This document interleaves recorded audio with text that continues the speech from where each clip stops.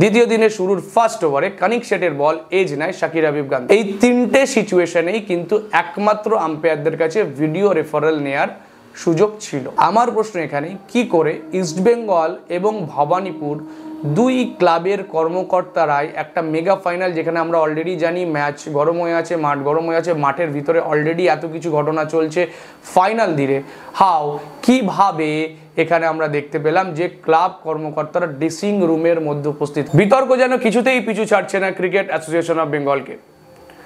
Bengal men's pro টি20 লিগে বাংলার এবং বাংলার বাইরের খেলোয়াড় নিয়ে অলরেডি যে বিতর্ক চলছে, তারই মুহূর্তে আমরা দেখতে পেলাম এক বিশাল বড় বিতর্ক বেঙ্গল ক্রিকেটের সব থেকে বড় ম্যাচ ফার্স্ট ডিভিশন ফাইনাল নিয়ে। বিতর্কমূলক ক্যাচ দ্বিতীয় দিনের মাথায় এবং তার ফলেই 5 ঘন্টা খেলা বন্ধ থাকা এবং সৌরভ গঙ্গোপাধ্যায়ের ইন্টারভেনশনে সেই খেলা আবার শুরু হওয়া। খেলা পঞ্চম দিন গড়াতে আমরা দেখতে পেলাম দুই ক্লাব কর্মকর্তাদের মধ্যে হাতাহাতি এবং দীপক কুমারের বাউন্সারের হাতে লাগলো বাংলার খেলোয়াড় ঋত্বিক চ্যাটার্জির। এই 5 দিনের সমস্ত ঘটনা নিয়ে আজকের আমার উপস্থাপনা। আমি কৌশিক স্পোর্টস পয়েন্ট ক্রিকেটে আপনাদেরকে স্বাগত। এবং আজকে আপনাদেরকে শুধু এই 5 দিনে যা ঘটেছে তার টাইমলাইনই নয়, সমস্ত রকম সিএবির এই পঞ্চম দিনের ফাইনালের নিয়ম কানুন থেকে শুরু করে যা মাঠে ঘটেছে এবং মাঠের বাইরে যা ঘটেছে তার টুকিটাকি সমস্ত কিছু উপস্থাপনা করব আপনাদের জন্য। ভিডিওটি শেষ পর্যন্ত অবশ্যই দেখবেন এবং যদি ভালো লাগে সাবস্ক্রাইব, ফলো আর কমেন্ট করতে ভুলবেন না। সিএবি ফার্স্ট ডিভিশন ফাইনাল বাংলার ক্রিকেটে অন্যতম বড় ম্যাচ, কারণ এই ফাইনাল থেকেই কিন্তু বাংলার ক্রিকেটের যে আমাদের দিবসীয় ক্রিকেট আছে লিগ ক্রিকেট, সেই লিগ ক্রিকেটের কারা চ্যাম্পিয়ন সেটাই নির্ধারিত হয়। ভবানীপুর গত বছরের চ্যাম্পিয়ন, অ্যাকচুয়ালি গত বছরের ট্রেবল উইনার্স, তারা গত বছর 3টে ট্রফি জিতেছিলেন অ্যাক্রস দ্য ফরম্যাট। এবং এই বছর East Bengal J C Mukherjee trophy winner, তারা কিন্তু এই বছর প্রায় 10 বছর পর এই বছর তারা ফাইনালে খেলার যোগ্যতা অর্জন করেছিল। দুটো টিমই যথেষ্টভাবে শক্তিশালী দল, ইস্টবেঙ্গল মোহনবাগানকে হারিয়ে এবং ভবানীপুর শক্তিশালী কালীঘাটকে হারিয়ে ফাইনালে খেলার যোগ্যতা অর্জন করেছিল। সেই দুই সেমিফাইনালের বিবরণী আমরা অলরেডি sportspoint.com-এ প্রত্যেক দিনের ম্যাচ রিপোর্টের মাধ্যমে আপনাদেরকে জানিয়েছি এবং তারপরে আমরা বিভিন্ন প্লেয়ারদের, দুই দলেরই কিছু কৃতি খেলোয়াড়দের কিন্তু আমরা ইন্টারভিউয়ের মাধ্যমে তাদের স্টোরি এবং তাদের চিন্তাভাবনা আমরা তুলে ধরার চেষ্টা করেছিলাম sportspoint.com-এ। সেই সমস্ত লিঙ্ক আমাদের কমেন্টে থাকবে। প্রথমেই আসে এই ফাইনালের কিছু বিবরণী নিয়ে। রঞ্জি ট্রফির আদলে যেহেতু লিগ ক্রিকেটের সবথেকে বড় ম্যাচ এবং এখান থেকেই আমাদের মোস্টলি রঞ্জি ট্রফির টিম সিলেকশন হয় বা এখানে সমস্ত বেঙ্গলের বেশিরভাগ প্লেয়াররা এই খেলায় উপস্থিত থাকে বা খেলেন, অংশগ্রহণ করেন। এই খেলাটি অনুষ্ঠিত হয় 5 দিনের এবং সৌরভ গাঙ্গুলি প্রেসিডেন্ট থাকাকালীন থেকে আমরা দেখে আসছি যে এই খেলাটি পিঙ্ক বলে অনুষ্ঠিত হয় এবং খেলাটি হয় 5 দিনের। যেহেতু রঞ্জি ট্রফির আদলে খেলা হয় সেহেতু সিএবি সবসময় চায় এই খেলাটি আমাদের বাংলার এবং ভারতবর্ষের অন্যতম সেরা ক্রিকেট গ্রাউন্ড ইডেন গার্ডেন্সে অনুষ্ঠিত করার। এই বছরও কিন্তু ইডেন গার্ডেন্সে সেই খেলাটি ফাইনালটি অনুষ্ঠিত হয় ভবানীপুর এবং ইস্টবেঙ্গলের মাধ্যমে। আরও একবার বলে রাখি, ভবানীপুর কিন্তু ফাইনালটি খেলতে আসছিল অ্যাজ আ ডিফেন্ডিং চ্যাম্পিয়ন এবং ইস্টবেঙ্গল প্রায় 10 বছর পর ফাইনাল খেলার যোগ্যতা অর্জন করেছিল। যেহেতু দুই দলেই প্রায় বাংলার সমস্ত খেলোয়াড়রা উপস্থিত ছিল, মোস্টলি সবাই ফার্স্ট ক্লাস ক্রিকেট মোটামুটি সবাই খেলে ফেলেছিল, তো অবভিয়াসলি উত্তেজনা, এক্সাইটমেন্ট এবং একটা ভালো খেলা দেখতে পাওয়ার সুযোগ কিন্তু দর্শকদের কাছেও ছিল, যেটি আদতে কিন্তু ঘটেনি। এই সমস্ত ডিটেলসে আমরা আস্তে আস্তে আসবো। প্রথম দিন কি হয়, ইস্টবেঙ্গল টসে জেতে এবং টসে জিতে ফিল্ডিং করার সিদ্ধান্ত নেয়, কিন্তু তাদের এই সিদ্ধান্ত কিছুটা ব্যাকফায়ার করে বিকজ অফ শাকির হাবিব গান্ধী এবং অভিষেক রমনের দুর্দান্ত batting on the day 1। Pitch কিছুটা ফ্ল্যাট ছিল এবং যারই সুবিধা অভিষেক রমন এবং পরে অরিন্দম ঘোষ এবং শাকির হাবিব গান্ধী এই তিনজনই কিন্তু যথেষ্ট সুবিধা নেয় এবং তারপরেই দেখা যায় প্রথম দিনের শেষে একটা সুবিধাজনক জায়গায় আমরা ভবানীপুরকে দেখতে পারি। ভবানীপুর প্রথম দিন শেষ করে 257-তে 3 উইকেটে এবং শাকির হাবিব গান্ধী এক অনবদ্য সেঞ্চুরি করে 102 রানে আনবিটেন ছিলেন এবং অভিষেক রমন 93 রানে অলরেডি আউট হয়ে গেছিলেন। তার শাকির হাবিব গান্ধীর পার্টনার ছিলেন অরিন্দম ঘোষ। প্রথম দিনে সমস্ত কিছু নর্মাল চললেও যত কাণ্ড শুরু হয় দ্বিতীয় দিনের শুরু থেকে। দ্বিতীয় দিনের শুরুর ফার্স্ট ওভারে কানিক শেটের বল এজ নেয় শাকির হাবিব গান্ধীর। বল চলে যায় সেকেন্ড স্লিপে, যেখানে সন্দীপন দাস ফিল্ডিং করছিলেন। সন্দীপন দাস ক্যাচটি ধরেন এবং অ্যাপিল করেন এবং আম্পায়ার আউটও দেন। আম্পায়ার আউট দেওয়ার পর শাকির হাবিব গান্ধী বেরিয়ে যায় এবং ভিডিওতে দেখা যায় ইস্টবেঙ্গলের কিছু খেলোয়াড় তার অনবদ্য সেঞ্চুরির জন্য তাকে কনগ্রাচুলেটও করে। শাকির হাবিব গান্ধী বাইরে বেরিয়ে যায় এবং তারপরে দেখা যায় বিবেক সিং অলরেডি ব্যাট করতে চলে এসছে। ইতিমধ্যেই ভিডিও রিপ্লেতে ভবানীপুরের কিছু প্লেয়াররা দেখতে পায় যে ক্যাচটি ড্রপড। অ্যাকচুয়ালি ক্যাচটি হয়েছিল বাউন্স হয়ে সন্দীপন দাসের হাতে গেছিল, কিন্তু যেহেতু আম্পায়ার অলরেডি আউট দিয়ে ফেলেছে তারা মাঠে একটি হল্লা করেন এবং মাঠে সবাইকে আম্পায়ারদের জানানোর চেষ্টা করেন যে ক্যাচটি ড্রপ। রিপ্লেটা দেখার একজন চেষ্টা করুন রিপ্লেটা আপনারা দেখে তারপরে আপনার ডিসিশনটা নিন। 2 আম্পায়ারের মধ্যে কথাবার্তা হয়, 4th আম্পায়ারও ছিল এই ম্যাচে এবং তাদের মধ্যে কথোপকথনে শাকির হাবিব গান্ধীকে আবার মাঠে ডেকে নেওয়া হয়, কারণ নো ডাউটেডলি ক্যাচটি ড্রপ ছিল বা ক্যাচটি বাউন্স হয়ে সন্দীপনের হাতে গেছিল। অনেক সময় ফিল্ডাররা বুঝে উঠতে পারেন না এই সমস্ত পজিশনে যারা ফিল্ডিং করেন যে ক্যাচটি হয়তো 50-50 চান্স, হাতে গিয়েছে কি যায়নি। সেক্ষেত্রে আম্পায়ার আউট দেওয়াতে ইস্টবেঙ্গল ক্ষুব্ধ হয় যে আম্পায়ার তো আউট দিয়ে দিয়েছিল, সেক্ষেত্রে কেন রিপ্লে দেখে একটা প্লেয়ারকে ডেকে আনা হলো। আরও তারা উক্তি করেন যে এখানেই কিন্তু খেলার যে স্পিরিট অফ দ্য গেম সেটাকে কিল করে দেওয়া হয়েছিল on the day 2 of the mega final. East Bengal রাগ করে টিম তুলে নেয়, ড্রেসিং রুমে 4 থেকে 5 ঘন্টা খেলা বন্ধ থাকে, ইন্টারভিন করতে হয় former India cricketer, BCCI president এবং ফর্মার সিএবি প্রেসিডেন্ট সৌরভ গাঙ্গুলিকে। তিনি ইন্টারভিন করার পর 2 পক্ষের টিমের সাথে কথা বলেন এবং তারপরে আবার খেলা শুরু করা হয়। এক্ষেত্রে আপনাদেরকে 3টে আমি নিয়ম বলে রাখি, যে নিয়মটা আপনারা হয়তো আরও নিউজ পেপার বা অন্য কোথাও এখনও পড়েননি। প্রথম প্রশ্ন, এই খেলাতে রিপ্লে ভিডিওর ক্ষেত্রে আম্পায়াররা কী কী সুবিধা নিতে পারতেন। স্পোর্টস পয়েন্ট এক্ষেত্রে আপনাদেরকে কনফার্ম করবে যে অনফিল্ড আম্পায়ারের কাছে এক্ষেত্রে ভিডিও রেফারেলের জন্য 3টে সিচুয়েশন ছিল, একমাত্র 3টে সিচুয়েশনেই তারা ভিডিও রেফারেল নিতে পারে। Number 1 run out, number 2 stamping appeal এবং নাম্বার 3 যদি কোনো ব্যাটসম্যান আউট হয়ে থাকে সেই বলটি নো বল কিনা সেটা চেক করার জন্য একটা রেফারেল। এই 3টে সিচুয়েশনেই কিন্তু একমাত্র আম্পায়ারদের কাছে ভিডিও রেফারেল নেয়ার সুযোগ ছিল। এবার প্রশ্ন, সেক্ষেত্রে শাকির হাবিব গান্ধীর আউটের জন্য কেন ভিডিও রেফারেল বা ভিডিও হেল্প বা রিপ্লের হেল্প নেওয়া হলো? I don't know, is it lawfully right? I don't know, because as per the law of that final আমরা কনফার্ম করতে পারি যে এই 3টে সিচুয়েশনেই কিন্তু আম্পায়াররা ভিডিও রেফারেল নিতে পারতো। But at the end of the decision was the correct decision taken. সঠিক সিদ্ধান্তটি কি নেওয়া হয়েছিল? হ্যাঁ, সঠিক সিদ্ধান্ত নেওয়া হয়েছিল, কারণ আমরা ভিডিও রিপ্লেতে সবাই দেখতে পেয়েছি ক্যাচটি ড্রপ ছিল বা ক্যাচটি ড্রপ করে সন্দীপন দাসের হাতে গেছিল। সেক্ষেত্রে that perfect and the right decision was taken. But if you take East Bengal part, যদি আপনি ইস্টবেঙ্গলের পার্সপেক্টিভ থেকে দেখেন, সেক্ষেত্রে কিন্তু আম্পায়ারের কাছে ভিডিও রেফারেল নেওয়ার কোনো রকম সুবিধা থাকা উচিত ছিল না, কারণ এক্ষেত্রে কিন্তু আম্পায়ার অলরেডি আউট দিয়ে দিয়েছিল। Umpire can only check if that ball was a no ball or not. সেই যুক্তিতেই পরের দিন আমরা কিছু ইস্টবেঙ্গল কর্মকর্তা এবং তাদের আধিকারিকদের আমরা বলতে শুনি মিডিয়াতে যে the spirit of the game was killed on the second day. পুরো দ্বিতীয় দিনে মাত্র 31 ওভার খেলা হয় এবং ভবানীপুর দ্বিতীয় দিন শেষ করে 392 4 উইকেটে। শাকির হাবিব গান্ধী এক অনবদ্য 175 রানে আনবিটেন ছিলেন এবং তার সঙ্গী ছিলেন বিবেক সিং 44 রানে। এবার আসি তৃতীয় দিনে। দ্বিতীয় দিন যে গন্ডগোলটি শুরু হয়েছিল সেই গন্ডগোলটি তৃতীয় দিন অবধি গড়ায়। ইস্টবেঙ্গল এই ফাইনালের নিয়মের একটা ছোট্ট ফাঁক বার করে এবং চেষ্টা করে তৃতীয় দিন থেকেই যাতে ম্যাচটিকে কোনো রকমভাবে ড্র করা যায়। আপনারা বিভিন্ন নিউজ পেপার এবং ডিজিটাল মিডিয়া রিপোর্টে দেখতে পারবেন হয়তো তৃতীয় দিনের শুরু থেকে ইস্টবেঙ্গল একটা স্লো ওভার রেটের ট্যাকটিক শুরু করে যাতে ম্যাচটিকে তারা পঞ্চম দিন পর্যন্ত নিয়ে যেতে পারে এবং ম্যাচটি যাতে কোনো রকমভাবে তারা ড্র করতে পারে। পুরো গোটা দিনে মাত্র 46 ওভার বল করে ইস্টবেঙ্গল এবং মিডিয়া রিপোর্ট অনুযায়ী কিছুক্ষণ পরপরই ইস্টবেঙ্গল প্লেয়াররা টায়ার্ড হয়ে যাচ্ছিল এবং তারা বারবার ডাক্তারদের ডাকছিলেন এবং সম্পূর্ণভাবে প্রথম ঘন্টায় নাকি খেলার দিন প্রথম ঘন্টায় তৃতীয় দিনের প্রথম ঘন্টায় নাকি মাত্র 3 থেকে 4 ওভার বল করে ইস্টবেঙ্গল। এই পুরো সিচুয়েশনটা ভবানীপুর ক্লাবকর্তা এবং ভবানীপুর প্লেয়ারদের আরও ক্ষুব্ধ করে।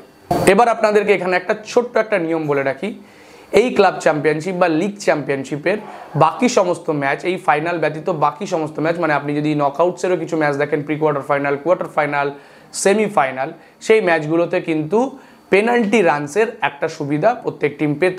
মানে কোনো টিম যদি স্লো ওভার রেট চলে বা কিছুটা নির্দিষ্ট সময়ের মধ্যে যদি তাদের ওভার শেষ না করতে পারে, সেক্ষেত্রে অপোনেন্ট ব্যাটিং টিম কিন্তু পেনাল্টি রান পেত। পেনাল্টি রানের নিয়ম আপনারা অলরেডি জানেন যে যত ওভার একটা টিম করতে পারে না সেই ওভারটি এবং তার সাথে 2 গুণ হয় এবং তার সাথে কারেন্ট যে রান রেট চলছে সেই কারেন্ট রান রেটটি গুণ হয়। ওকে, সেক্ষেত্রে অপোনেন্ট টিম একটা বড় মার্জিন পেয়ে যায় তাদের অপোনেন্টের থেকে এগিয়ে যাওয়া। সেক্ষেত্রে কিন্তু আমরা দেখেছি ইভেন কালীঘাটকে আমরা দেখেছি কোয়ার্টার ফাইনালে কিন্তু এই স্লো ওভার রেটকে কাজে লাগিয়ে কিন্তু তারা সেমিফাইনালে উঠেছিল। এই স্লো ওভার রেট কিন্তু ফাইনালে ছিল না।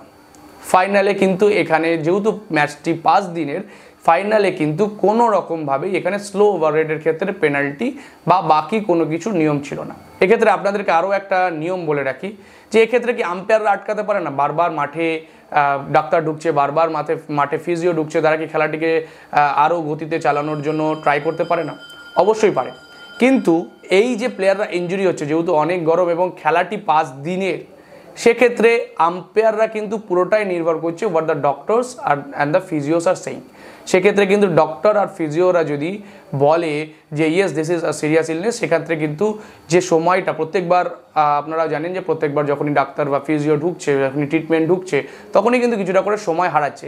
আম্পায়াররা সেখানে যদি তাড়াতাড়ি করতেও চায়, সেক্ষেত্রেও কিন্তু আমরা দেখব যে আম্পায়াররা কিন্তু ফোর্স করতে পারে না until and unless the physio or the doctor is saying that he is good enough, we can continue with the game. এবার আপনারা বলতে পারেন ফুটবলে আমরা অনেক সময় দেখি যে কোনো প্লেয়ার যদি ইনজোর্ড হয় বা বারবার ইনজোর্ড হয়, তাকে কিন্তু রেফারি বলে যে আপনি বাইরে চলে যান, সেবা শুশ্রূষা করুন, ইউ গেট রাইট, বা তুমি পুরো সুস্থ হয়ে তারপরে মাঠে আসো। ক্রিকেটের ক্ষেত্রে এই নিয়মটা করা যায় কি না? ক্রিকেটের ক্ষেত্রে এই নিয়মটা তখনই করা যায়, আবার বলছি, সেক্ষেত্রেও কিন্তু ফিজিও বা ডাক্তার যিনি মাঠে আসছেন টিমের তরফ থেকে, তার সে কি বলছে যে ইফ আমি বললাম ধরুন আমি মাঠে খেলছি, আমি অসুস্থ হয়ে পড়েছি, সেক্ষেত্রে ফিজিও বা ডাক্তার এসে যদি আম্পায়ার তাকে জিজ্ঞেস করতে পারে যে ক্যান ই কন্টিনিউ, আম্পায়ার যদি ফিজিও বা ডক্টর যদি বলে নো হি ক্যানট কন্টিনিউ, সেক্ষেত্রে কিন্তু আম্পায়ার বলে please kindly take him to the medics বা ডাক্তার, বা বাইরে নিয়ে যান, তাকে যা ট্রিটমেন্ট দেওয়ার করুন। কিন্তু সেক্ষেত্রে ফিজিও বা ডাক্তার যদি বলে না হি ইজ গুড এনাফ, এখানে তাকে আমি এখন এখানে যে ট্রিটমেন্ট দিচ্ছি that is good enough, we can continue after 3 or 4 minutes, that can also be done. এক্ষেত্রে কিন্তু আম্পায়ারের ভূমিকা সেভাবে থাকে না, সেখানে কিন্তু ডাক্তার বা ফিজিওর ভূমিকাটাই মেন। এবং ভবানীপুরের দিক থেকে যে অভিযোগটা, সেটা হচ্ছে ইস্টবেঙ্গল প্লেয়াররা ইচ্ছে করে বারবার মাঠে শুয়ে পড়ছিলেন এবং ডাক্তার বা ফিজিওদের ডাকছিলেন যাতে করে খেলাটিকে আরও স্লো করা যায়। সম্পূর্ণ তৃতীয় দিনে 46 ওভার বল করে ইস্টবেঙ্গল এবং ভবানীপুর শেষ করে 594 5 উইকেটে। শাকির হাবিব গান্ধী এক অনবদ্য 220 পর আউট হন এবং ক্রিজে থাকেন বিবেক সিং। এখানে আরও একটা ছোট্ট নিয়মে আসি, আপনারা হয়তো অনেকেই দেখেছেন যে টেস্ট ক্রিকেটে যখনই কোনো ক্লাউডি ওয়েদার, রেন, এসবের জন্য যখন কোনো খেলা হয় না, তখন আম্পায়ারদের কাছে কিন্তু প্রত্যেক দিন সুযোগ থাকে যে সময়টা একটা দিনের খেলার নষ্ট হয়েছে সেটাকে রিকভার করার জন্য অন্য বাকি দিনগুলোতে, তৃতীয় দিন, চতুর্থ দিন বা পঞ্চম দিনে একটা এক্সটেন্ডেড আওয়ার বা এক্সটেন্ডেড 30 মিনিটসের খেলা চালানোর। তৃতীয় দিন কিন্তু কোনো এক্সটেন্ডেড আওয়ার্সের খেলা হয়নি। কী কারণে হয়নি? I do not no. এক্ষেত্রে কিন্তু একমাত্র আম্পায়ারদেরই সে থাকে। আম্পায়াররা যদি মনে করে extended hours can be played, সেক্ষেত্রে কিন্তু আম্পায়াররা বললে teams are force to play. সেক্ষেত্রে ইস্টবেঙ্গল বা ভবানীপুর জানি না কেন এক্সটেন্ডেড আওয়ারের 3rd ডেতে খেলা হয়নি, ইভেন 4th ডেতেও কিন্তু এক্সটেন্ডেড আওয়ারের কোনো খেলা হয়নি। এবং তার কোনো রিজন আমি দেখতে পাচ্ছি না, কারণ ডে নাইট খেলা, মাঠে আলো আছে, সব কিছু আছে, কেন হয়নি? Even the rain was not there, so সেক্ষেত্রে কেন হয়নি I do not know. Bhowanipore, এবার চলে আসি চতুর্থ দিনে। ভবানীপুর ফার্স্ট ডিভিশন লিগ ফাইনালের এক রেকর্ড ব্রেকিং রান 643 6 উইকেটে ডিক্লেয়ার অ্যানাউন্স করে।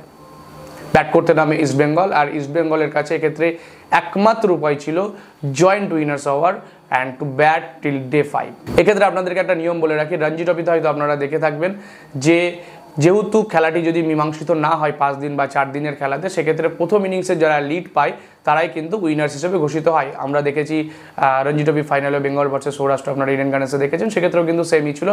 যারা প্রথম ইনিংসে লিড পায় তারা কিন্তু উইনার্স হিসেবে ঘোষিত হয়, যদি না ম্যাচটি কেউ জিতছে বা আউটরাইট উইন করছে বা আউটরাইটভাবে কেউ হেরে যাচ্ছে। এবার যদি খেলাটি ফার্স্ট ইনিংস কমপ্লিটই না হয়, মানে ফার্স্ট ইনিংসে যদি বোথ টিম বা সেকেন্ড ইনিংস যারা ব্যাট করছে তারা যদি অল আউটই না হয়, সেক্ষেত্রে কিন্তু এই ফাইনাল জয়েন্ট উইনার্স হিসেবে বোথ টিমকে কিন্তু উইনার্স হিসেবে ঘোষণা করতো, আর সেটারই সুযোগ নিয়েছিল ইস্টবেঙ্গল। তাহলে ইস্টবেঙ্গলের কাছে কি প্ল্যান ছিল?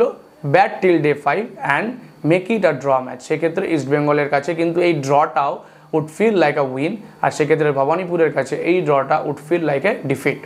ভবানীপুর পেসাররা দুর্দান্ত বোলিং করে অন ডে 4 এবং ইস্টবেঙ্গল ডে 4 শেষ করে 174 4, এবং এক্ষেত্রেও কিন্তু ব্যাটিংয়ের সময় আমরা দেখেছি যে ইস্টবেঙ্গল অনেক সময় নেওয়ার চেষ্টা করছিল এবং তাদের একমাত্র প্ল্যান ছিল ম্যাচটিকে শেষ পর্যন্ত নিয়ে যাওয়ার। ইস্টবেঙ্গলের তখন ব্যাট করছিলেন দলীয় অধিনায়ক ঋত্বিক চ্যাটার্জি। একটা গোটা দিনের খেলা, পঞ্চম দিন, এবং সেখানে ভবানীপুরের দরকার ছিল 6 উইকেট এবং ইস্টবেঙ্গলকে খেলতে হতো পুরো গোটা দিন এই ম্যাচটিকে জয়েন্ট উইনার্স হিসেবে ঘোষিত করার জন্য। পঞ্চম দিনের মাথায় ইডেন গার্ডেন্স অলরেডি উত্তেজনা অনেক ছিল, কারণ আমরা জানতাম ভবানীপুরের কাছে দরকার 6 উইকেট এবং ইস্টবেঙ্গলকে গোটা দিন খেলতে হবে, এবং বৃষ্টির পূর্বাভাস কিন্তু প্রথম দিকে ছিল। ইস্টবেঙ্গলের মাথাতে কিন্তু এটাও ছিল। ইস্টবেঙ্গল যথাসম্ভব চেষ্টা করে যতটা সময় নিয়ে খেলার এবং যতটা সময় নিয়ে ব্যাট করা যায় ততটা। এর মধ্যেই আমরা দেখতে পাই দীপক কুমার ভবানীপুরের পেসার একটি বিমার বল করে ইস্টবেঙ্গল অধিনায়ক ঋত্বিক চ্যাটার্জিকে। সোজা ঋত্বিকের হাতে গিয়ে বলটা লাগে এবং পিছনে আমরা দেখতে পাই ভবানীপুরের উইকেট কিপার বিবেক সিং হাততালি দিয়ে উঠছেন। কিছুক্ষণ পরে বিবেক সিং নিজেই ঋত্বিকের জন্য ডাক্তার ডাকেন এবং ফিজিও ডাকেন, যাতে তাড়াতাড়ি ঋত্বিকের এই যে হাতে লাগা এটাকে সারানো যায়। মাঠে উপস্থিত কিছু দর্শক এবং বাকিদের খবর অনুযায়ী সেই সময় যখন ঋত্বিকের হাতে লেগেছিল মাঠে কিছু হাততালি শোনা গেছিল এবং কিছু কুরুচিকর মন্তব্য শোনা গেছিল যে এতক্ষণ যে নাটক করছিল হসপিটালে যাওয়ার বা অসুস্থ হওয়ার, তার এবার সোজাসুজি হাতে লেগেছে। এই যে ঘটনাটা, এই ঘটনাতে আরও চাঞ্চল্যকর পরিস্থিতি ইডেন গার্ডেন্সে শুরু হয়। ঋত্বিক কিছুক্ষণ পরে সুস্থ হয়ে আবার ব্যাট করতে নামে এবং আরও একটা ভিডিওতে দেখা যায় যে অরিন্দম ঘোষ ইস্টবেঙ্গলের খেলোয়াড়, ইস্টবেঙ্গলের ব্যাটসম্যান, তিনি ব্যাট করছিলেন এবং একটি বল প্লে অ্যান্ড মিস বা লিভ হওয়ার পর ভবানীপুর উইকেট কিপার বিবেক সিংকে তার দিকে পিছন থেকে বল ছুটতেও দেখা যায়। ইস্টবেঙ্গলের ক্ষেত্রে এই আবেদনগুলো করা হয়েছে যে এই যে বিহেভিয়ারগুলো ভবানীপুর করেছে তাদের সাথে, সেইগুলো স্পিরিট অফ দ্য গেম অনুযায়ী নয়। টি ঘোষণা হয় তখন ইস্টবেঙ্গলের অলরেডি 8 উইকেট পড়ে গেছে, ভবানীপুরকে জিততে দরকার 2 উইকেট। টি এর পরেই নামে মুষলধারে বৃষ্টি এবং খেলা আর শুরু করা যায়নি। পঞ্চম দিনে খেলা শুরু হওয়ার ন্যূনতম সময় ছিল রাত 8টা এবং খেলাটি চলতে পারতো রাত 9:30 পর্যন্ত maximum and could be extended till 10 PM। সেক্ষেত্রে যেহেতু খেলা 8টা পর্যন্ত শুরু করা যায়নি, ইস্টবেঙ্গল এবং ভবানীপুরকে জয়েন্ট উইনার্স হিসেবে ঘোষণা করতে বাধ্য হয় সিএবি। এই জয়েন্ট উইনার্স ঘোষণা হওয়ার পর কিন্তু একমাত্র একটি টিমকে সেলিব্রেট করতে দেখা গেছে, সেটি হচ্ছে ইস্টবেঙ্গল, কারণ তাদের কাছে এই ড্রটি ছিল জয় ছিনিয়ে নেওয়ার মতো। অপরপক্ষে ভবানীপুরের কাছে ছিল এটি একটি ডিফিট, কারণ তারা জানতো ফার্স্ট ইনিংস লিড থেকে তারা একটুখানি দূরে ছিল এবং ফার্স্ট ইনিংস লিড পেলেই তারা কিন্তু এই বছরের যে ট্রফি, ফার্স্ট ডিভিশন লিগের ট্রফি, সেটাকে কিন্তু তারা ডিফেন্ডিং চ্যাম্পিয়ন হিসেবে রিটেন করতে পারত। টি ঘোষণা হওয়ার পরে কিন্তু ঘটে আসল ঘটনাটা। এই টি ঘোষণা হওয়ার পরে কিন্তু ঘটে আসল ঘটনা। মাঠে অলরেডি প্লেয়ারদের মধ্যে উত্তেজনা ছিল এবং মাঠে যেহেতু আমরা জানি ফাইনাল খেলা, অবভিয়াসলি সেখানে অনেক ভার্বাল টক্সও ছিল, ভার্বাল অ্যাবিউজেস ছিল এবং দুপক্ষের টিমের থেকেই কিন্তু আমরা যেটা খবর পেয়েছি ভার্বাল অ্যাবিউজেস কিন্তু দুপক্ষের তরফ থেকেই ছিল। ইস্টবেঙ্গল যখন ফিল্ডিং করেছে তখনও কিন্তু তারা ভার্বাল অ্যাবিউজেস ইউজ করেছে এবং ভবানীপুরও কিন্তু ছেড়ে দেয়নি, ভবানীপুরও ভার্বাল অ্যাবিউজেস ইউজ করেছে। সেক্ষেত্রে কতটা ভার্বাল সেটা তো জানার আমাদের পক্ষে সম্ভব না, কিন্তু অ্যাজ পার রিপোর্টস আমরা কিন্তু খবর পেয়েছি যে দুপক্ষ থেকেই কিন্তু ভার্বাল অ্যাবিউজেস ছিল, যেটা ক্রিকেটে একটা ফাইনালের মতো ম্যাচে কিন্তু স্বাভাবিক। সেটাই ড্রেসিং রুমে এসে পৌঁছায়। সেই ড্রেসিং রুমে আসার পরে দুপক্ষের কর্মকর্তাদের মধ্যে হাতাহাতি হয়, প্লেয়ারদেরও সেখানে আমরা ইনভলভ থাকতে দেখেছি। সেখানে আমরা কুরুচিকর কিছু মন্তব্য, ভার্বাল অ্যাবিউসেস আমরা বিভিন্ন ভিডিওতে, আমি নাম নিচ্ছি এক্সট্রা টাইমের ভিডিওতে এবং ইনসাইড স্পোর্টসের ভিডিওতে, যারা ফেসবুকে পোস্ট করেছেন, তারা ইডেন গার্ডেন্স থেকে এটাকে লাইভ রিপোর্ট করেছেন, তাদের ভিডিওতে আমরা দেখতে পাচ্ছি যে সেখানে কিন্তু আমরা দেখেছি কুরুচিকর মন্তব্য, একে অপরের পক্ষে গালিগালাজ এবং তারপরে আমরা হাতাহাতিও সেখানে কিন্তু স্পষ্টভাবে দেখতে পেয়েছি এবং ইস্টবেঙ্গলের এক কর্মকর্তাকে তার ছেঁড়া জামা পরে বাইরে বেরিয়ে আসতেও আমরা ড্রেসিং রুম থেকে দেখেছি। পুরো ঘটনা কী ঘটেছে সেটা হয়তো পুরো কারোরই ভিডিওতে নেই, বাট সোশ্যাল মিডিয়াতে আমরা কিন্তু এই দুটো ভিডিও থেকে এইগুলো দেখতে পেয়েছি যে দু টিমের কর্মকর্তাদের মধ্যে হাতাহাতি চলেছে। এবার আসছি মেজর ব্রেকডাউনে, যেগুলো আলোচনা করা আমার দরকার বলে মনে হয়। নিয়মকানুন আমি অলরেডি বলে দিয়েছি, আম্পায়াররা কখন ভিডিও রেফারেল নিতে পারতো, এক্ষেত্রে টাইম ওয়েস্টিংয়ের কোনো রুল ছিল কি ছিল না। এইবার আসি স্পিরিট অফ দ্য গেমে। দুটো টিমই বলছে স্পিরিট অফ দ্য গেমকে লঙ্ঘন করা হয়েছে এই ফাইনালে। ইস্টবেঙ্গল বলছে প্রথম দিন শাকির হাবিব গান্ধী আউট হয়ে বাইরে চলে যাওয়ার পরেও ভিডিও রেফারেলের সুযোগ সুবিধা না থাকা সত্ত্বেও তাকে ডেকে আনা হয় এবং সেখানেই কিন্তু খেলার যে স্পিরিট অফ দ্য গেম সেটাকে ভেঙে দেওয়া হয়। অপরপক্ষে ভবানীপুরের আবেদন যেভাবে ইস্টবেঙ্গল সময় নিয়ে মাঠে খেলতেই চায়নি এবং তারা যেভাবে সময় নষ্ট করেছেন এবং যে সিএবির ফাইনালের নিয়মে যে ছোট্ট একটা ফাঁক আছে সেই ফাঁকটা বার করে যেভাবে তারা এইভাবে সময় নষ্ট করে যেভাবে তারা পুরো খেলাটিকে 5 দিন পর্যন্ত নিয়ে যাওয়া বা ড্র করার বা ম্যাচ জেতার কোনো চেষ্টা নাই করার, সেটা তারা যেটা করেছে সেটাও কিন্তু স্পিরিট অফ দ্য গেম হিসেবে যায় না। Cricket is a gentleman's game, আমরা এখান থেকে কিন্তু সবাই জানি যে স্পিরিট অফ দ্য গেমকে কিন্তু ক্রিকেটে একটা প্রাধান্য দেওয়া হয়, কিন্তু দুপক্ষই কি লয়ের বাইরে গিয়ে কোনো কিছু করেছে। আরও একটা জিনিস আপনাদেরকে মনে করা যে দীপক কুমারের যে বিমারটা, সেটা আপাতপক্ষে দেখে অনেকের মনেই হতে পারে যে সেটা ইচ্ছে করে, কারণ খেলার যে ভঙ্গিমা তখন ছিল দীপক কুমার হয়তো ইচ্ছা করেই বিমারটা মেরেছিল।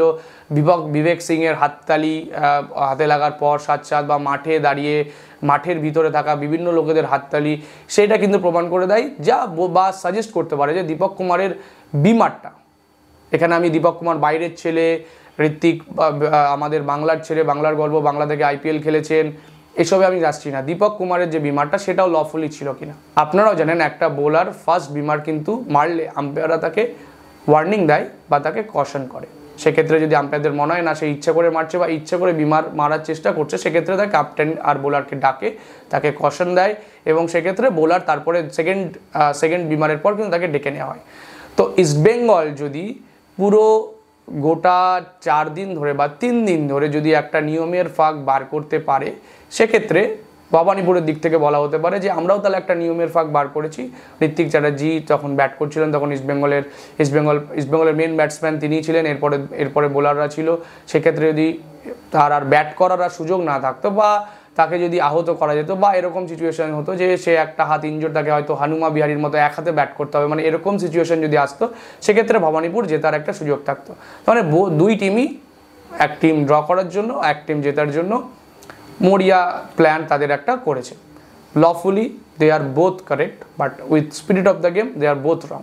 এই প্রথম দিনের আম্পায়ারদের ভুলের পর যেখানে ভবানীপুর এবং ইস্টবেঙ্গলের মতো দুই টিমে ফার্স্ট ক্লাস ক্রিকেটারে ভর্তি, বেঙ্গল খেলা, রেলওয়েজ খেলা এবং ইভেন আমি বলছি কোচিং স্টাফ বা টিম ম্যানেজমেন্টের মধ্যে একাধিক ফার্স্ট ক্লাস প্লেয়ার ভর্তি থাকা সত্ত্বেও যে ঘটনাগুলি ঘটলো একের পর এক ইস্টবেঙ্গল এবং একের পর এক ভবানীপুর, যে ঘটনাগুলি পুরো ফাইনাল জুড়ে ঘটলো, that is not a good sign for Bengal cricket. Already আমরা দেখেছি, আমরা কিন্তু বিভিন্ন ক্ষেত্রে বেঙ্গল ক্রিকেটকে আমরা দেখেছি কন্ট্রোভার্সির সাথে জড়াতে, আমরা সেই রকমভাবে সাকসেসও আমরা কিন্তু মেন্স ক্রিকেটে, অবভিয়াসলি ওমেন্স ক্রিকেটে আমাদের অনেক সাকসেস আমরা রিসেন্টলি দেখেছি, মেন্স ক্রিকেটে কিন্তু আমরা সেভাবে সাকসেস কিন্তু দেখতে পাইনি। সেই মুহূর্তে দাঁড়িয়ে যেখানে বাংলার খেলোয়াড়, বাংলার বাইরের খেলোয়াড়, আধার কার্ড জালিয়াতি করা, ঠিকানা জালিয়াতি করা, বাইরের প্লেয়াররা ইজিলি এসে চান্স পাওয়া, অন্য স্টেট খেলা প্লেয়াররা এসে ইজিলি চান্স পাওয়া, এই সমস্ত বিতর্কের সাথে যখন সিএবি অলরেডি জড়িত, সেইখানে কিন্তু the first class player should have taken accountability, তাদের রেসপন্সিবিলিটি নেওয়া উচিত ছিল to make this as smooth as possible. সেক্ষেত্রে কিন্তু আমরা দেখলাম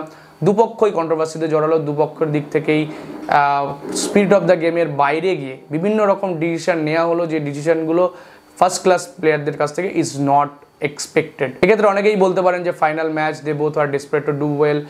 হতেই পারে, আপনারা ফাইনাল ম্যাচ, অবভিয়াসলি সবাই একটা কম্পিটিটিভনেস ভিতরে থাকবেই, কিন্তু যে সিনগুলো একের পর এক কন্টিনিউড হলো, someone needed to break it, either from East Bengal আর ইদার ফ্রম ভবানীপুর। একের পর এক ইস্ট বেঙ্গল করেছে, তারপরে ভবানীপুর তার জবাব দিয়েছে, যেভাবে ভার্বাল অ্যাবিউসেস হয়েছে পুরো খেলা জুড়ে, যেভাবে টাইম ওয়েস্টিং হয়েছে, যেভাবে ইচ্ছাকৃত বিমার ছোড়া হয়েছে, পুরো জিনিসটা could have been avoided. Even for a man like Sourav Ganguly had to intervene to start a match, to restart a match. এটাও কিন্তু বাংলার ক্রিকেটের জন্য কিন্তু খুব একটা দৃশ্যনীয় দৃশ্য নয়। এইবার আসি আরও একটা প্রশ্নে, যে প্রশ্নটা কালকে থেকেই আমার মাথায় ঘুরছে। আপনারা সকলেই নিয়ম জানেন, আপনারা যদি ছোটোখাটো ক্লাব ম্যাচেস কখনো গিয়ে থাকেন ইডেন গার্ডেন্সে, বা ফাইনাল ম্যাচ যদি আগে আপনারা কখনো গিয়ে থাকেন, আমি আগে বিগত কিছু একটা দুটো ফাইনাল ম্যাচ কভার করার আমার সুযোগ হয়েছে, সেক্ষেত্রে কিন্তু আমরা অবশ্যই জানি ক্লাব কর্মকর্তারা কিন্তু are not allowed into dressing rooms. Club কোনো কর্মকর্তাকে কিন্তু ড্রেসিং রুমে অ্যালাউ করা হয় না। যদি কোনো ভিআইপি গেস্ট, আমি বলছি ধরুন সৌরভ গাঙ্গুলি আসলেন বা যে কোনো ভিআইপি গেস্ট যদি ইডেন গার্ডেন্সে আসে, তাকে কিন্তু আলাদাভাবে মাঠে নিয়ে যাওয়া হয় তারা খেলা দেখতে, বা সিএবির কোনো অফিসিয়ালস আসলে তারা কিন্তু আলাদাভাবে ড্রেসিং রুমের দুই ড্রেসিং রুমের মধ্যে কিন্তু তারা বসেন না, তারা আলাদাভাবে গিয়ে ম্যাচটিকে মাঠ থেকে উপভোগ করেন। এবং কোনো ভিআইপি গেস্টও যদি সিএবির আসে, তারাও কিন্তু সেভাবেই মাঠ থেকে খেলাটিকে উপভোগ করে। ড্রেসিং রুমে কিন্তু কেউ থাকে না, দুই টিমের টিম ম্যানেজার্স থাকে যারা কমিউনিকেট করে টিম কর্মকর্তাদের সাথে। তারা হয়তো কেউ ভিআইপি বক্সে বসে থাকেন, কেউ বা সিএবির আপার টিয়ারে বসে থাকেন, কেউ বা আমাদের যে ক্লাব হাউস আছে ক্লাব হাউসে বসে তারা খেলা উপভোগ করেন, এবং দর্শকরাও কিন্তু লোয়ার টায়ার ক্লাব হাউসের খোলা থাকে, সেক্ষেত্রে কিন্তু তারা সেখানে গিয়ে খেলা দেখতে পারে, বা আরও কিছু ব্লক খোলা থাকে।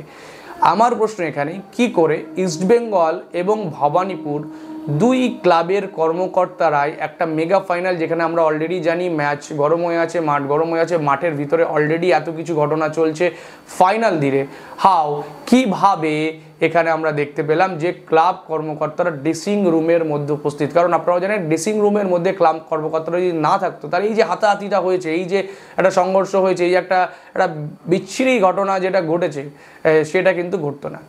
কে এই উপদেশ দিল? কারা পারমিশন দিল? কারা পারমিশন চাইলই বা কেন? তাদেরকে পারমিশন দেয়াই বা হলো কেন? কি ভিত্তিতে পারমিশন দেওয়া হলো? তাদেরকে ড্রেসিং রুমে অ্যালাউ কেন করা হলো? এটাও কিন্তু কোড অফ কন্ডাক্ট, আমি যতদূর জানি কোড অফ কন্ডাক্টের মধ্যে পড়ে না। No one other than the team management. Dressing রুমের বাইরে আপনার রিটেনে গেলে দেখতে পাবেন, ড্রেসিং রুমের বাইরে লিস্ট অফ প্লেয়ার্স বা অ্যালাউডেড যারা এফওপি যাদেরকে বলা হয়, যারা মাঠে উপস্থিত হতে পারে বা ড্রেসিং রুমে ঢুকতে পারে, তাদের একটা ছবি এবং নাম তাদের অলরেডি লেখা থাকে। সেই কোড অফ কন্ডাক্টের বাইরে কিন্তু কেউই উপস্থিত হতে পারে না ড্রেসিং রুমের মধ্যে।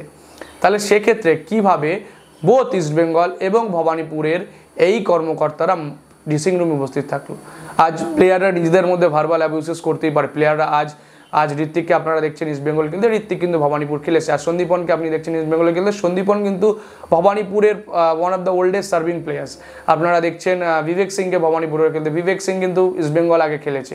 এরকম কিন্তু আজ প্লেয়ার এখানে আছে, প্লেয়ার ওখানে আছে, প্লেয়ারদের মধ্যে আজ এই যে আজ বিবেক সিং দেখলাম ঋত্বিকের হাতে লাগার পর হাততালি দিচ্ছে, এরা কিন্তু one of the closest friends, ভবানীপুরে তারা একসাথে খেলেছে। তাহলে এদের মধ্যে কিন্তু মিল হয়ে যাবে। কিন্তু আমরা জানি যে ক্লাব কর্মকর্তাদের মধ্যে মিল হওয়াটা, তাদের আইডিওলজি ম্যাচ হওয়াটা, তাদের ক্লাবের প্রতি ভালোবাসা, এটা কিন্তু ম্যাচ হওয়াটা ইজ নেক্সট টু ইম্পসিবল। সেক্ষেত্রে how and why they allowed the management officials to enter dressing room, এবং তারা সেখানে কি করছিল যখন খেলা বিরতি চলছিল, তারা সেখানে কি করছিল? আর যদি তারা উপস্থিতি না থাকতো, তাহলে এই যে সিএবির কর্মকর্তাদেরকে গিয়ে ইন্টারভিন করা, ঘটনা আটকানো, মিডিয়াতে ভিডিও আসা, এই যে পুরো জিনিসটা হলো, সেই পুরো জিনিসটার দায়ভার কে নেবে? এখানে সিএবির কি ভূমিকা ছিল জানি না, এখানে টিমদের অফিসিয়ালদের কি ভূমিকা ছিল জানি না, বাট বোথ যারা ফার্স্ট ক্লাস প্লেয়ার, যারা বাংলার হয়ে আগে রিপ্রেজেন্ট করেছেন, কেউ রেলওয়েজের রিপ্রেজেন্ট করেছেন, কেউ আন্ডার-19 ইন্ডিয়া খেলে এসছেন, কেউ যারা কর্মকর্তা ছিলেন, যারা টিম ম্যানেজমেন্টের সাথে যুক্ত, তারা সবাই ফার্স্ট ক্লাস ম্যাচ খেলেছেন। তারা কিভাবে এই যে পুরো 5 দিন ধরে ঘটনাটা ঘটলো, হাউ দে অ্যালাউড দিস, তারা কিভাবে করতে? Someone should have said let's stop it, আমরা খেলাটাকে নিয়ে কন্টিনিউ করি। এরপরেই শুরু হতে চলেছে বেঙ্গল প্রো টি20 লিগ। এই ইস্ট বেঙ্গল এবং ভবানীপুরের কিছু প্লেয়ারদেরকে আমরা একসাথে খেলতে দেখব। তারাই কাঁধে কাঁধ মিলিয়ে নিজেদের অপোনেন্টকে হারানোর চেষ্টা করবে। শুধু রয়ে গেল এই যে একটা সুবর্ণ সুযোগ দুটো টিমের কাছেই, একটা ট্রফি জেতার বা স্ট্যান্ডঅ্যালোন উইনার হওয়ার, বা একটা ক্লাবকে একটা গৌরব এনে দেওয়ার, এবং সাথে বেঙ্গল ক্রিকেটের একটা মুহূর্তময় দিন এই সিজনের সেইটাকে দেওয়া। সেটা কিন্তু তারা সুযোগটা মিস করলো। কেন হলো, কিভাবে হলো, পুরো ডিটেলসটাই আপনাদেরকে বললাম। কিন্তু এর দায়ভার কে নেবে, এটাকে কিভাবে আমরা রিসলভ করতে পারি, এই যে লয়ের ফাঁকগুলো কিছু থেকে গেছে, এগুলো পরবর্তীকালে পরবর্তী সিজনে সেগুলো মিটবে কি না, সেই জিনিসগুলো রিজলভ হবে কিনা, সেগুলো আমরা সময়ের সাথে দেখব। বেঙ্গল প্রো টি20 লিগ আগামী 11ই জুন থেকে শুরু হচ্ছে। তার সমস্ত আপডেটও কিন্তু স্পোর্টস পয়েন্ট ক্রিকেটে থাকবে। অলরেডি আমরা অনেক প্লেয়ারদের ইন্টারভিউ আপনাদের সামনে তুলে ধরেছি, আরও আমরা তুলে ধরবো। যদি আবারও বলছি, যদি আমরা অ্যাক্রিডিটেশন পেয়ে থাকি, সেক্ষেত্রে মাঠে গিয়েও আপনাদের কিন্তু বিভিন্ন এক্সক্লুসিভ স্টোরিজ আপনাদের জন্য তুলে ধরবো। আপনাদের যদি এই অ্যানালিসিস বা এই আপনাদের সামনে যে ঘটনাটি তুলে ধরলাম সেটা যদি ভালো লেগে থাকে, আরও একবার বেঙ্গল প্রো টি20 লিগের সমস্ত আপডেটের জন্য স্পোর্টস পয়েন্ট ক্রিকেট অবশ্যই নজর রাখবেন।